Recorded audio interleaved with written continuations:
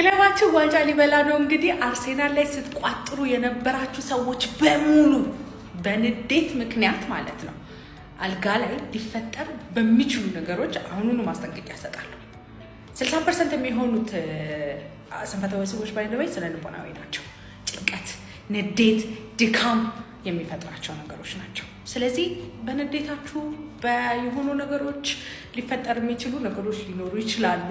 እነሱን ችላ በሉት። እሺ፣ ንዴታችሁ ሲያልፍ የሚረጋጋ ነገር ይሆናል። ሚስቶችም ደግሞ የአርሴናል ተቃዋሚ የሆኑ አይነት ባሎች ካሎቻችሁ እንግዲህ አልጋ ላይ ትንሽ ችግር ቢፈጠርባቸው እንዳትወቅሳቸው። እሺ፣ ስነ ልቦናዊ የሆኑ የስንፈተ ወሲብ ነገሮች ሊያጋጥሟችሁ ይችላል። ስለዚህ ለራሳችሁ ጤና ስትሉ እንደ ሐኪምነቴ እስካሁን ድረስ ፍሬያችሁ ላይ ያደረሳችሁት ጉዳት በቂ ነው።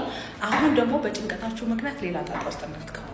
ስነ ልቦናዊ የሆኑ ስንፈተ ወሲቦች 60% የሚይዙ ናቸው። በጣም ኮመን የሆኑ ነገሮች ናቸው።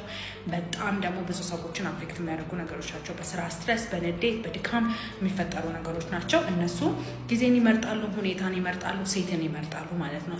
ስነ ልቦናዊ ያልሆነ አይነት ስንፈተ ወሲብ አለብኝ ካላችሁ ቶሎ መጨረሱ በጣም ተደጋጋሚ ሆኖ ይመጣል። የብልት አለመቆም ችግራችሁ ጠዋትም አይቆምም። እንደዛ ሲሆን አካላዊ ነው ማለት ነው። ደም ስር ላይ፣ ጡንቻ ላይ፣ ነርቭ ላይ፣ ሆርሞን ላይ ያሉ ችግሮች አሉ። መታችሁ መታከም ትችላላችሁ ማለት ነው። በማንኛውም ስንፈተ ወሲብ መታከም ከፈለጋችሁ ባዮ ላይ ባለው ስልክ ቁጥር ደውላችሁ ቀጠሮ ማስያዝ ትችላላችሁ። ክለባችን እንግዲህ ዋንጫ ሊበላ ነው። የስ ባይ ባይ።